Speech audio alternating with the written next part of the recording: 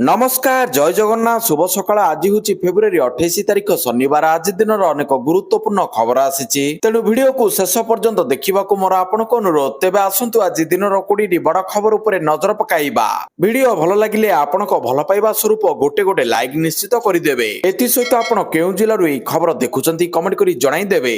आजिर प्रथम खबर अबकारी दुर्नीति मामलें केजरीवाल समेत 23 अभियुक्त दिल्ली कोर्टरू दोषमुक्त बहुचर्चित अबकारी दुर्नीति मामलें दिल्लीर राउज एवेन्यू कोर्ट दिल्लीर पूर्वतन मुख्यमंत्री अरविंद केजरीवाल पूर्वतन उपमुख्यमंत्री मनीष सिसोदिया समेत समस्त 23 अभियुक्त दोषमुक्त करिसेंती। स्वतंत्र विचारपति जितेंद्र सिंह एही राय दे सीबीआई को तीव्र भर्त्सना करी एहा आनिथिबा अभियोग विरोध में विश्वसनीय प्रमाण उपस्थापन करि पार नाही बोली कहिसेंती। सीबीआई द्वारा दाखल करा जायथिबा अभियोग को फर्द ग्रहण करने को कोर्ट मना करने सहित मामला परिचालना सीबीआई पाखरे यथेष्ट प्रमाण नाही बोली कहिथिले। मामलार शुणाणी बेले केजरीवाल और सिसोदिया व्यक्तिगत भाव में हाजर होइतिले। कोर्ट समस्त अभियुक्त दोषमुक्त करी कहिसेंती अबकारी नीति रे कौनसी व्यापक षड्यंत्र किंबा अपराधिक अभिसंधि नथिला। परवर्ती खबर मार्च 5 रे ओडिशा गस्ତରେ आसुछंती अमित शाह विभिन्न कार्यक्रम रे जोग देबे। आसंता मार्च 5 तारिख रे केंद्र गृह और समवाय मंत्री अमित शाह 2 दिनिया ओडिशा गस्ତରେ आसीबे। शाहଙ୍କ ओडिशा गस्त को नजर रखी राज्य सरकार पक्षरु संध्यारे एक उच्चस्तरीय प्रस्तुति बैठक अनुष्ठित होइतिला। लोकसभा भवन रे मुख्य सचिव अनुगढ़ अध्यक्षतार बसिथिबा बैठकरू जानिबाकू मिली केंद्र मंत्री श्री शाह मार्च 5 तारिख संध्यारे स्वतंत्र वायुसेना विमान रे नवा दिल्ली आसी ओडिशा रे पहुंचीबे। परवर्ती खबर रिंकू सिंह पिता देहांत कर्कट रोग रे पीड़ित थिले। भारतीय बैटर रिंकू सिंह पिता खानचांद सिंह देहांत होइछि। एने पूर्वतन spinner Harbhajan Singh X ray एक पोस्ट करी सूचना देवा सह रिंकू परिवार प्रति संवेदना ज्ञापन करिसेंती। भारतीय दल रे निज दायित्व प्रति रिंकू खूब निष्ठावान रही आसिछंती किंतु एहा तांको पई एक कठिन समय बोली हरभजन लेखिछंती। परवर्ती खबर परीक्षार्थी पई आसिला बड़ खबर। मैट्रिक परीक्षार्थी बड़ अपडेट में द्वितीय सप्ताह सुधा बाहर मैट्रिक रिजल्ट 51टी केन्द्र में खाता देखा हेबो। मार्च 19 रु विभिन्न सेंटर में आरंभ हो खाता देखा बोली बोर्ड सभापति श्रीकांत तराई सूचना देइछंती। परवर्ती खबर जीवन रक्षा कले मिलिबो 25,000 टंका। दुर्घटना आहत को हस्पिटाल नेबारे सहयोग करथिबा राहत वीर सहायता राशि वृद्धि राज्य सरकार सेमानक सहायता राशि 5,000 रु 25,000 टंका करिसेंती। राहत वीर को यथाशीघ्र सहायता राशि प्रदान लगी प्रति जिले में प्रतिकार अधिकारी नियुक्त हेबे।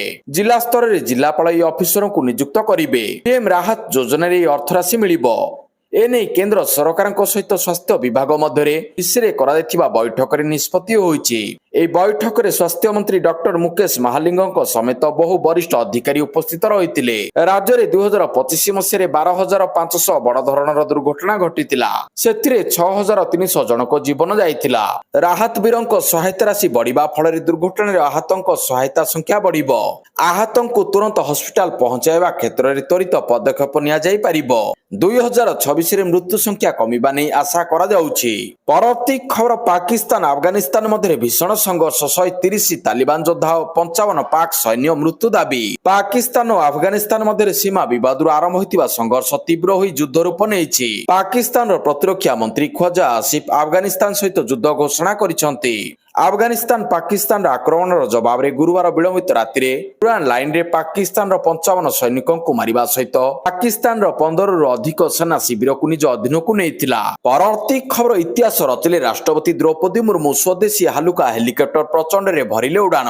राष्ट्रपति द्रौपदी मुर्मू राजस्थान जैसलमेर ठारे स्वदेशी ज्ञान कौशल रे निर्मित हालुका युद्ध हेलिकॉप्टर प्रचंड रे एक सफल उड़ान भरिछंती। एही ऐतिहासिक उड़ान सह से देशर प्रथम राष्ट्रपति भाव में प्रचंड हेलिकॉप्टर रे उड़ीबार गौरव अर्जन करिसेंती। जैसलमेर वायुसेना स्टेशन रु 25 मिनिट पई आकाश मार्ग दर्शन करथिले। परवर्ती खबर हाईकोर्ट को रोक पर मध्य केरल स्टोरी 2 टिकेट बुकिंग जारी। विपुल एम शाहଙ୍କ विवादीय चलचित्र केरल स्टोरी 2 गोज बियॉन्ड रो रिलीज उपरे केरल हाईकोर्ट रोक लगाइबा परे मध्य ऑनलाइन प्लेटफॉर्म रे टिकेट बुकिंग जारी रहिछि। केरल हाईकोर्ट को जणकिया खंडपीठ फिल्म रिलीज उपरे रोक लगाइबा सहित सेंसर बोर्ड को तीव्र समालोचना करथिले। अन्य पक्षरे ई मामला संध्यारे डिविजन बेंच रे निकट रे पहुंचितिला। परवर्ती खबर डीएमके रे जोगदेले तमिलनाडु पूर्वतन मुख्यमंत्री पन्नीरसेल्वम। तमिलनाडु रे चलित वर्ष विधानसभा निर्वाचन अनुष्ठित हेबाकु थिबा बेले राजनीतिक महल रे नुआ समीकरण देखिबाकु मिलिछि। तमिलनाडु पूर्वतन मुख्यमंत्री तथा एआईएमडीके रु विताड़ित नेता पन्नीरसेल्वम शुक्रवार शासक दल डीएमके रे जोग दैछंती। एआईएडीएमके रे दिवंगत नेत्री ଜଲିଆତାଙ୍କ ଅନୁଗତ ଭାବରେ ପରିଚିତ ପନିରସେଲଭମଙ୍କୁ ମୁଖ୍ୟମନ୍ତ୍ରୀ ଏମ୍କେ ଷ୍ଟାଲିନ ଦଳର ଅନ୍ୟ ବରିଷ୍ଠ ନେତାଙ୍କ ଉପସ୍ଥିତିରେ ଡିଏମ୍କେରେ ସାମିଲ କରିଛନ୍ତି। ପରବର୍ତ୍ତୀ ଖବର ସ୍ୱାମୀ ଅଭିମୁକ୍ତେଶ୍ୱରାନନ୍ଦଙ୍କୁ ହାଇକୋର୍ଟରୁ ବଡ଼ ଆଶ୍ୱସ୍ତି ଗିରଫଦାରୀ ଉପରେ ରିହାତି ଦେଶ। ସ୍ୱାମୀ ଅଭିମୁକ୍ତେଶ୍ୱରାନନ୍ଦଙ୍କୁ ହାଇକୋର୍ଟରୁ ବଡ଼ ଆଶ୍ୱସ୍ତି ମିଳିଛି। ଶୁକ୍ରବାର ଏହି ମାମଲାରେ ଶୁଣାଣି କରି ବିଚାରପତି ଜିତେନ୍ଦ୍ର କୁମାର ସିହ୍ନାଙ୍କ ଖଣ୍ଡପୀଠ ସ୍ୱାମୀ ଅଭିମୁକ୍ତେଶ୍ୱରାନନ୍ଦଙ୍କ ଅଗ୍ରିମ ଜାମିନ ପିଟିସନ ଉପରେ ନିଷ୍ପତ୍ତି ରିଜର୍ଭ କରି ବର୍ତ୍ତମାନ ତାଙ୍କର ଗିରଫଦାରୀ ଉପରେ ରୋକ ଲଗାଇଛନ୍ତି। ଏହି ନିର୍ଦ୍ଦେଶ ପରେ ପୋଲିସ ବର୍ତ୍ତମାନ ସ୍ୱାମୀ ଅଭିମୁକ୍ତେଶ୍ୱରାନନ୍ଦଙ୍କୁ ଗିରଫ କରିପାରିବ ନାହିଁ। ହେଲେ କୋର୍ଟ ସ୍ୱାମୀ ଅଭିମୁକ୍ତେଶ୍ୱରାନନ୍ଦଙ୍କୁ ତଦନ୍ତରେ ସହଯୋଗ କହିଛନ୍ତି। ପରବର୍ତ୍ତୀ ଖବର ଗଣତି ମଣତି ପାଇଁ ତାରିଖ ସ୍ଥିର। 2 ତାରିଖ ଶ୍ରୀମନ୍ଦିର ପରିଚାଳନା କମିଟି ବୈଠକରେ ରତ୍ନଭଣ୍ଡାର ଗଣତି ମଣତି ନେଇ ତାରିଖ ସ୍ଥିର ହେବ। ସ୍ୱଚ୍ଛତାର ସହ ଗଣତି ମଣତି କରାଯିବ, କିଏ କିଏ ରହିବେ ସ୍ଥିର ହୋଇସାରିଛି। ମହାପ୍ରଭୁଙ୍କ ନୀତି ଓ ତିଥିକୁ ଦେଖି ଗଣତି ମଣତି ତାରିଖ ସ୍ଥିର ହେବ। ଦର୍ଶନ ଯେମିତି ବାଧାପ୍ରାପ୍ତ ନ ହେବ ତାହା ଉପରେ ଦୃଷ୍ଟି ଦିଆଯିବ।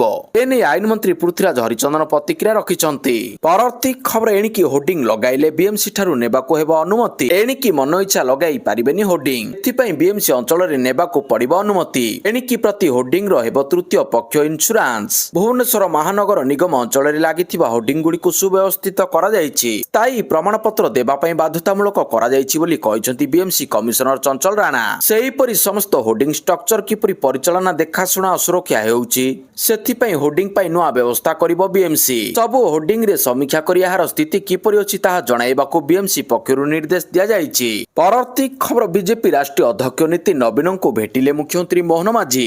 ଭାଜପା ରାଷ୍ଟ୍ରୀୟ ଅଧ୍ୟକ୍ଷ ନୀତିନ ନବୀନଙ୍କୁ ଶୁକ୍ରବାର ଭେଟିଛନ୍ତି ମୁଖ୍ୟମନ୍ତ୍ରୀ ମୋହନ ଚରଣ ମାଝୀ। ନୂଆଦିଲ୍ଲୀ ଭାଜପା ମୁଖ୍ୟାଳୟରେ ରାଷ୍ଟ୍ରୀୟ ଅଧ୍ୟକ୍ଷଙ୍କୁ ଭେଟି ଓଡ଼ିଶା ଦଳ ସାଂଗଠନିକ ସ୍ଥିତି ଓ ସମନ୍ୱୟ ଉପରେ ଆଲୋଚନା କରିଛନ୍ତି। ବୈଠକ ପରେ ମୁଖ୍ୟମନ୍ତ୍ରୀ ଏକ୍ସରେ ପୋଷ୍ଟ କରିଛନ୍ତି, ଆଜି ଭାରତୀୟ ଜନତା ପାର୍ଟିର ସଭାପତି ନୀତିନ ନବୀନଜୀଙ୍କୁ ଭେଟିଛନ୍ତି ଏବଂ ଓଡ଼ିଶାରେ ସାଂଗଠନିକ ସମନ୍ୱୟକୁ ସୁଦୃଢ଼ କରିବା ଏବଂ ବିକାଶ ପଦକ୍ଷେପକୁ ତ୍ୱରାନ୍ୱିତ କରିବା ଉପରେ ଫଳପ୍ରଦ ଆଲୋଚନା କରିଛନ୍ତି। ସୁଶାସନ, ଅନ୍ତର୍ଭୁକ୍ତିମୂଳକ ଅଭିବୃଦ୍ଧି ଏବଂ ଆମ ରାଜ୍ୟର ଲୋକଙ୍କ କଲ୍ୟାଣ ପାଇଁ ଆମର ମିଳିତ ପ୍ରତିବଦ୍ଧତାକୁ ପୁନଃ ସ୍ଥାପିତ କରିଛନ୍ତି। ପରବର୍ତ୍ତୀ ଖବର କାନାଡା ପ୍ରଧାନମନ୍ତ୍ରୀଙ୍କ ଭାରତ ଗସ୍ତ। ପ୍ରଧାନମନ୍ତ୍ରୀ ନରେନ୍ଦ୍ର ମୋଦିଙ୍କ ନିମନ୍ତ୍ରଣ କ୍ରମେ କାନାଡାର ପ୍ରଧାନମନ୍ତ୍ରୀ ମାର୍କ କାର୍ନି 2 ମାର୍ଚ୍ଚ 2026 ପର୍ଯ୍ୟନ୍ତ ଭାରତକୁ ଏକ ସରକାରୀ ଗସ୍ତରେ ଆସୁଛନ୍ତି। ଏହା ପ୍ରଧାନମନ୍ତ୍ରୀ କାର୍ନିଙ୍କର ପ୍ରଥମ ସରକାରୀ ଭାରତ ଗସ୍ତ ହେବ।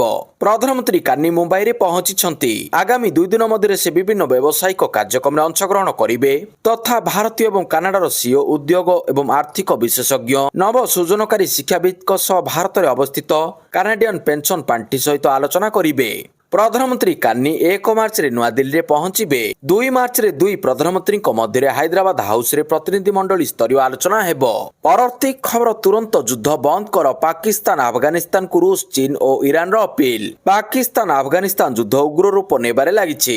ପାକିସ୍ତାନର ଏୟାର ଷ୍ଟ୍ରାଇକରେ ତାଲିବାନର ଅନେକ ମୃତାହତ ହୋଇଥିବା ବେଳେ ଆଫଗାନିସ୍ତାନ ମଧ୍ୟ ଡ୍ରୋନ ଆକ୍ରମଣ ଜରିଆରେ ପାକିସ୍ତାନ ଅନେକ କ୍ଷୟକ୍ଷତି କରିଛି, ଯାହାକୁ ନେଇ ଚିନ୍ତା ପ୍ରକଟ କରିବା ସହ ପରସ୍ପର ସହ ଆଲୋଚନା କରି ଯୁଦ୍ଧ ବିରତି ପାଇଁ ଇରାନ, ରୁଷ ଓ ଚୀନ ଉଭୟ ଦେଶକୁ ଅନୁରୋଧ କରିଛନ୍ତି ଏବଂ ଏହି ବିବାଦ ମଧ୍ୟରେ ମଧ୍ୟସ୍ଥତା କରିବାକୁ ପ୍ରସ୍ତାବ ଦେଇଛନ୍ତି। ରୁଷିଆ ବୈଦେଶିକ ମନ୍ତ୍ରାଳୟ ଶୁକ୍ରବାର ଏକ ବିବୃତ୍ତିରେ ଉଭୟ ଦେଶକୁ ସାମରିକ ଆକ୍ରମଣ ବନ୍ଦ କରି କୂଟନୈତିକ ଆଲୋଚନାକୁ ଫେରିବାକୁ ଅନୁରୋଧ କରିଛି। ପରବର୍ତ୍ତୀ ଖବର 160 ବର୍ଷ ପରେ ଇଷ୍ଟ ଇଣ୍ଡିଆ କମ୍ପାନୀରେ ପୁଣି ତାଲା ପଡ଼ିଲା। ଇଷ୍ଟ ଇଣ୍ଡିଆ କମ୍ପାନୀ ଭାରତକୁ ବ୍ୟବସାୟ କରିବାକୁ ଆସିଥିଲା। ସେହି କମ୍ପାନୀ ଜରିଆରେ ବ୍ରିଟିଶ ମାନେ ଭାରତକୁ ଶାସନ କରିଥିଲେ।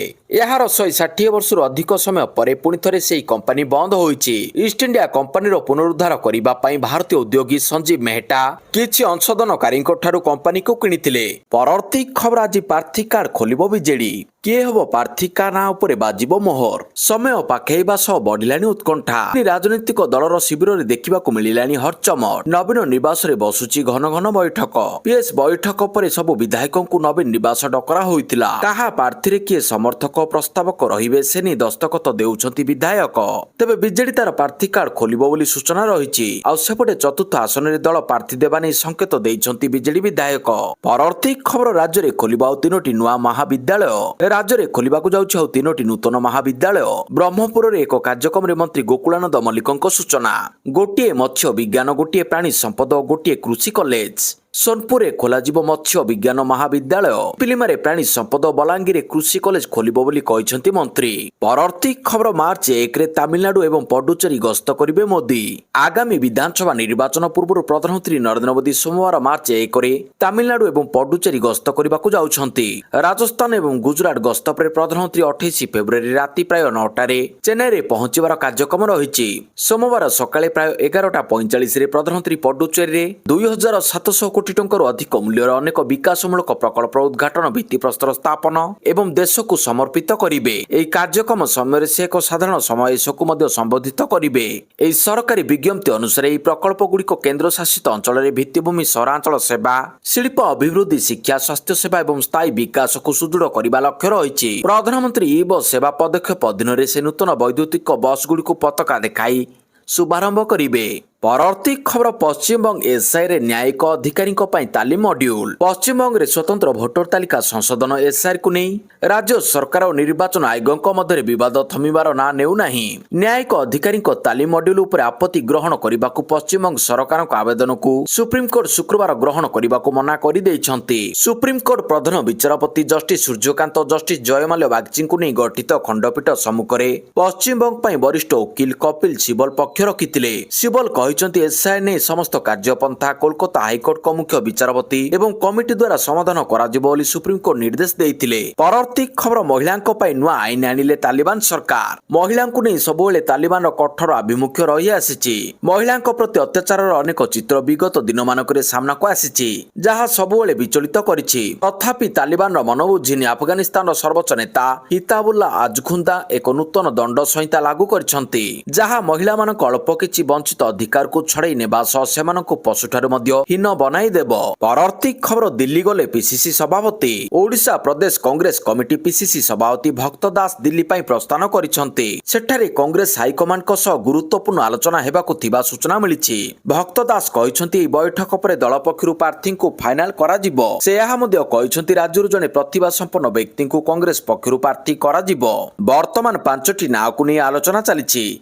से तालिका प्रोफेसर प्रभास पट्टनायक आईनजीवी पीके राय ललित मानसिंह डाक्तर सुब्रत आचार्य और दत्तेश्वर होता ना रही। परवर्ती खबर पूर्वोदयरू हेब नव भारतर उदय।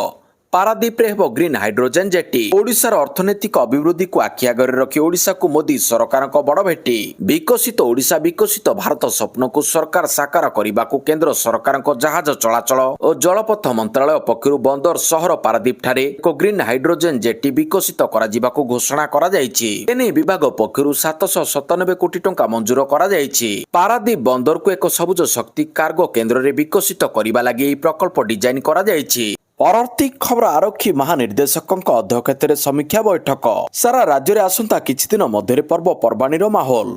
आसंता 3 तारिख रे दोल पूर्णिमा, 4 तारिख रे होली, 21 तारिख रे ईद उल फितर, 27 तारिख रे श्रीराम नवमी, अप्रैल 14 तारिख रे हनुमान जयंती एवं महाविषुव संक्रांति पालित हेबो। एही परिप्रेक्षी रे राज्यवासी को निरापत्ता तथा सुरक्षा को सर्वोच्च प्राथमिकता देई राज्य पुलिस मुख्यालय ठारे राज्य आरक्षी महानिर्देशक श्री जोगेश बहादुर कुरानिया अध्यक्षतार एक समीक्षा बैठक अनुष्ठित हो जाइछि। आभासी माध्यम अनुष्ठित होइतिबा एही बैठक रे समस्त पर्वपर्वाणी गुड़िक श्रृंखलित शांतिपूर्ण परिवेश रे पालन करा जिबा निमंते डीजीपी श्री खुरानिया वरिष्ठ अधिकारी को स्पष्ट निर्देश देइछंती। उक्त पर्वपर्वाणी अवसर में पुलिस पक्षरु व्यापक बंदोबस्त करा जिबा उपरे डीजीपी बैठक में गुरुत्वारोप करथिले।